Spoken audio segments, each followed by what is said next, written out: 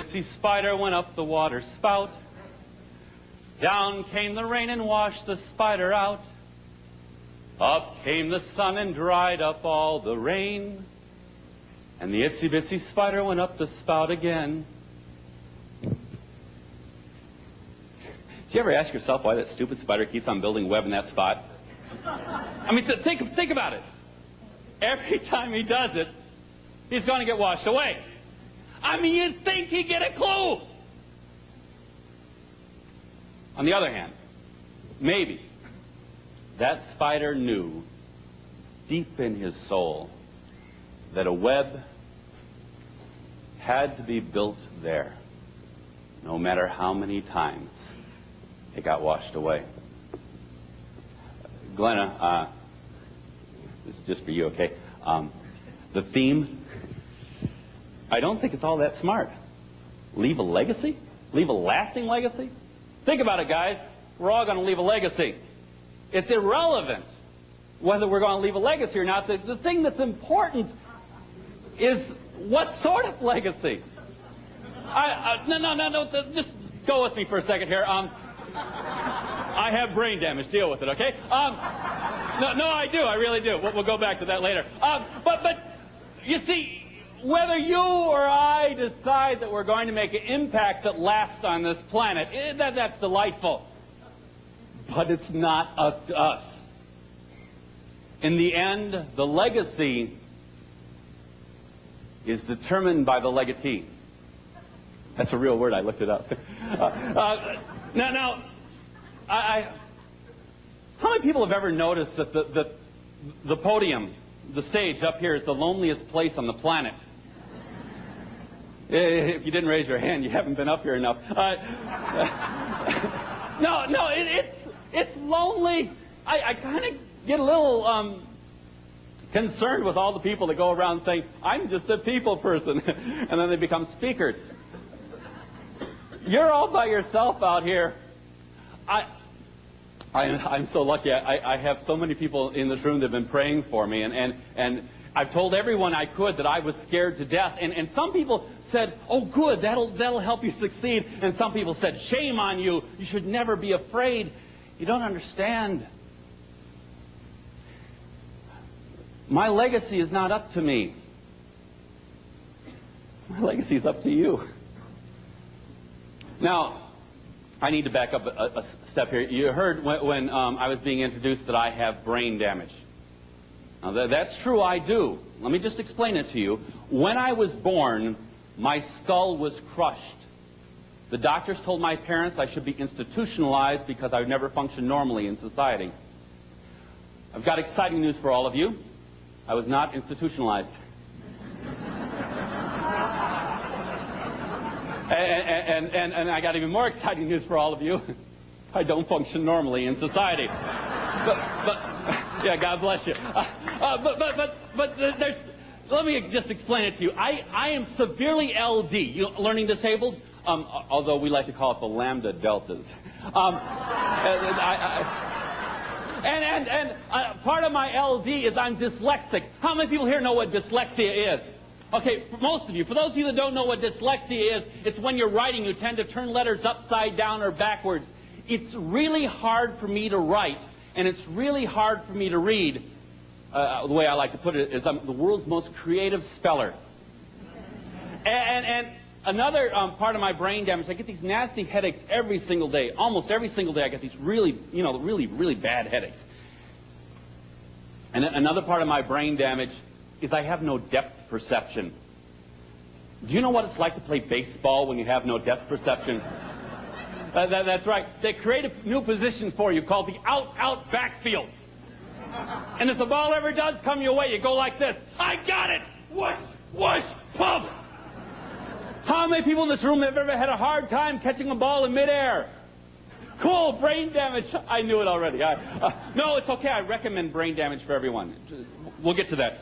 Another part of my brain damage, I think this is connected. I've never been able to tell my right from my left. Anyone here have that problem? This is for you. I was speaking in Santa Barbara, California, and this gorgeous babe came up to me. And she said, yo, Karp, If you don't know, that's what they call me. She said, Karp, if you want to tell your right from your left, you have to take your hands and go like this. Would everyone please do this right now? She said, look, your left hand makes an L. You guys, I'm dyslexic.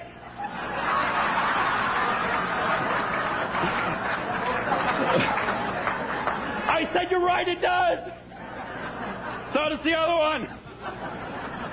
So what I do so I can tell my right from my left is I wear a lavender shoe. L for left, L for lavender.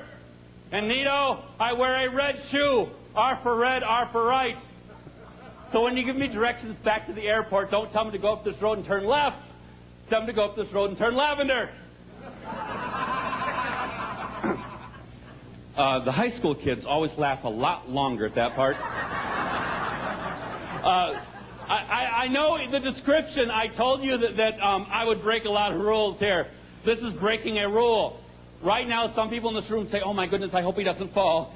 That's the codependence here. And everyone else is saying, why is he walking on furniture? I want you to understand. I want you to understand that it's okay to break rules. And sometimes it's inappropriate not to. It's really easy for all of us to start looking the same. In some ways, the way to start looking different is break a few rules. I know that some people felt I was breaking a really big rule when I told them I was scared. But I am.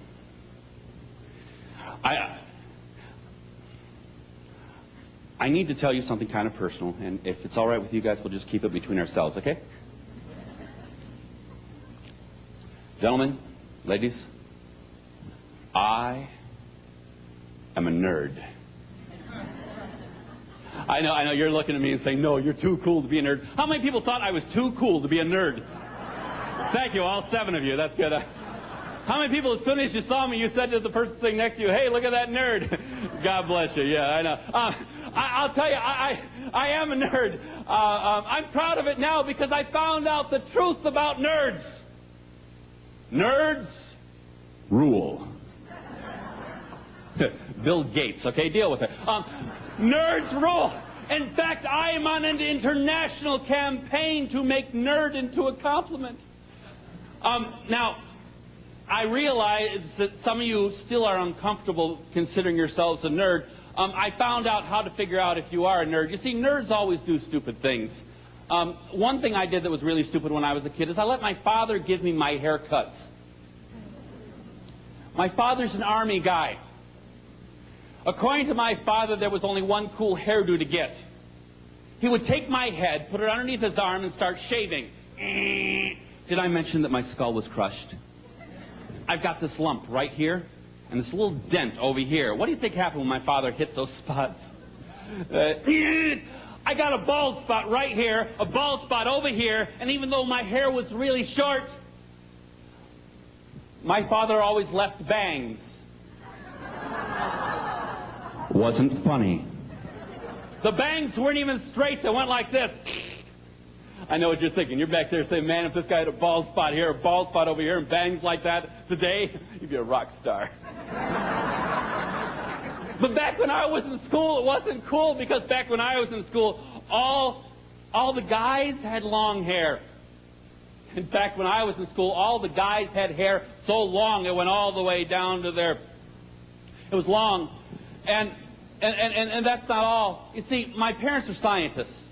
Mom was a bacteriologist, father was a physicist, and when they found out I had brain damage, they retired from Dow Chemical Company and moved to the farm. And so they decided they had to be very frugal. My mother bought all of my clothing. Yeah, I know. Yeah. She bought all my clothing at garage sales. Yours too, I could tell. And no, that's okay. It's hip now, but it wasn't back then.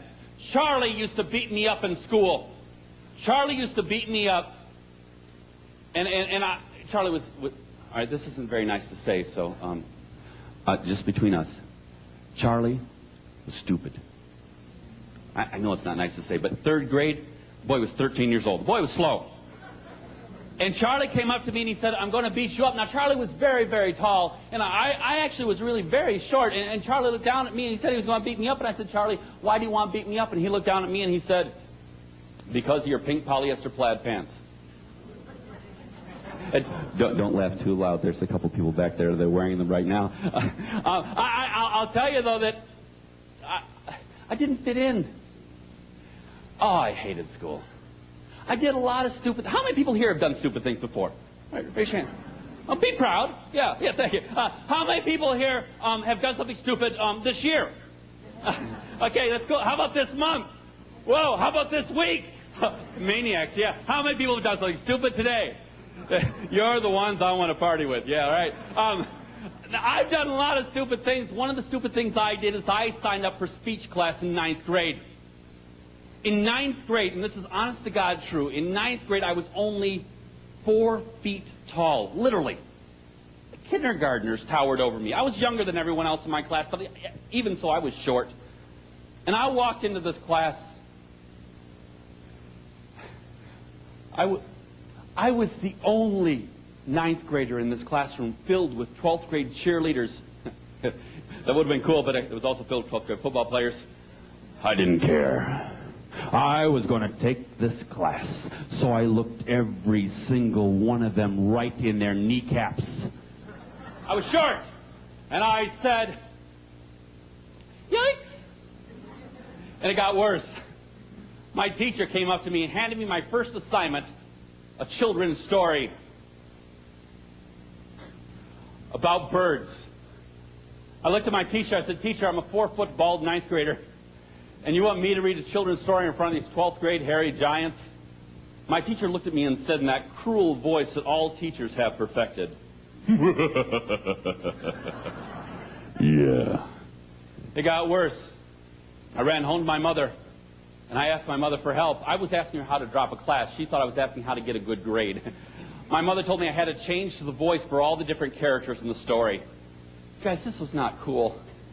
I was sitting in the back of the room where all the cool nerds sit. Hi, nerds, how you doing? Yeah, I was sitting back there with all... You notice that's where the pool pig always sits. I was sitting back there with all the cool nerds when all of a sudden the teacher called my name. He told me it was time for me to give my speech. I got to the front of the room. My mother said, Michael, if you're really scared, whatever you do, don't look them in their eyes, look above their heads. So I did. And I started to do this story. Everyone got really quiet. It was cool. When I finished the story, the stupid bird in the story, the hero of the story, climbs up to the top of the mountain to read the words of wisdom so he could learn how to fly. And I had him in the story. I gave him a voice so he sounded really stupid, you know? I gave him this really dumb voice like this. And then when he got to the top of the mountain, I wanted him to sound intelligent. So just humor me for a moment, okay? He got to the top of the mountain. He's really stupid, and he reads the words of wisdom. Only if I believe in myself, then I can do whatever I put my mind to, baby. I added the baby part myself. It was so cool. All the 12th graders looked at me like this. They couldn't believe that I had given a cool speech. Oh, boy. The bullies were so horrible to me, though. Remember Charlie, the guy that beat me up because of my pink polyester plaid pants? Charlie made it to 9th grade. I don't know how. He was stupid. But in 9th grade, he found 3 bullies to hang with. Ron, Rod, and Dave. And Ron, Rod, and Dave found very creative ways of beating me up. I don't know why people have to be so mean. How many people in this room know what a swirly is? I'm sorry. For those of you that don't know what a swirly is, please forgive me. I'm about to educate you. What Ron, Rod, and Charlie would do is every time I walked into the bathroom, they would look at me and they would tell me that it was time for my shampoo. I know, some of you catching on. Okay. And then they would grab me and they would pick me up off the ground. I was short. It was easy. Then they would turn me upside down and they'd find the nastiest toilet in the entire bathroom. Oh, thanks for your empathy, yeah. Then they would shove my face into that toilet, hold me down until I blew bubbles, and then they would flush. I know what you guys are thinking. You're sitting here saying, why didn't you tell the teacher? Why didn't you tell your parents? Because I didn't want anyone else to know. I was so embarrassed. I would sob. I would cry. That's okay. Macho men cry. Never forget that. And every time Ron, Rod, Charlie, and Dave gave me a swirly, stuck my head in the toilet, trying to make me feel like I was less than I was, they'd run out in the hall and get all the bullies to make a big half circle. I'd open that door really slowly, hoping they wouldn't know I was coming out. But as soon as the door got opened wide enough for me to look out, they started to laugh. They started to point. They called me stupid, dumb retard. Why do people have to be so mean? I'd cover my eyes so I couldn't tell I was crying. I'd walk really, really, really fast, hoping they wouldn't know that I was hearing all the horrible things they were calling me. Yo, man, still, today, I remember every single name they ever called me. Why do people have to be so mean?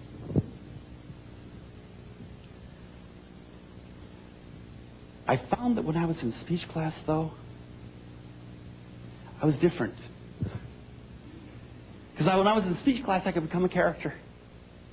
And once when I finished one of those speeches, I walked to the back of the room where all the cool nerds sit, and a gorgeous woman looked at me, and she said, "Nice job, Mike." Oh, yeah. She looked at me, and she said, allow me to quote you, she said, "Nice job, Mike." You know, that was the first time anyone in my class ever called me by my name instead of an insult or a swear word. She called me Mike. Right then, I decided I was going to change. No longer was I going to be that shy little kid that got ignored. I was going to become an extrovert. You know, the kids that rule the school. The ones that walk in, they belch and you applaud. Now, I looked at these kids to see exactly what they were like. And they always do three things. One thing they always do is they always look you right in the eye. I couldn't do that. I was shy. The next thing they always do is they always talk really, really loud. I was shy. And the worst thing of all is they walk around, they act like they like themselves a lot. You know, Yoho, I was a brain-damaged nerd that got flushed down toilets. I didn't like myself a lot. I didn't like myself at all. Nevertheless, I decided I would try this thing one step at a time. Now, if you have never looked a classmate right in their eyes and all of a sudden you start staring at them, you freak them out. I'd walk into a classroom, I'd look at classmates right in the eyes, and I'd stare. I'd stare for a very long time. They'd start to get uncomfortable, and they'd say something that they say in Caro. They'd look at me, and they would say, "Duh." In Caro, that's an insult. I don't know where you come from, but where I come from, that's an insult. I'd stare them right in the eyes, and they would look at me and get really uncomfortable and try to escape. And eventually one kind person said, "Leave the poor guy alone. He just has problems staring." So I moved on to stage two. Stage two, if you recall, is where I get to be heard. So what I did is I walked up to a person and stared them right in their eyes, and I said, "Hi there!" Blood started dripping out of their ears. They looked at me a little confused and very frightened, and they said, "Duh," which I understand is a different version of duh. And they kept this up until finally one kind person said, "Leave this poor jerk alone. He just has a hard time staring. He's really loud." And then I did the hardest stage of all, stage number 3. I ran home. I ran to the bathroom. You ever notice we have a bathroom theme going throughout this conference? I ran to the bathroom. That wasn't the hard part. I looked in the mirror. I looked right in my eyes, and I lied. I said, "I love you, Michael." I know it sounds so 70s, but it was the 70s, so who cares? I looked in my eyes, and I said, "I love you, Michael." I didn't, but I said it again and again and again, day after day, every morning, 3 times out loud in my eyes. every evening just before I went to bed. 3 times I'd cry. That's okay. Macho men cry. Don't forget that.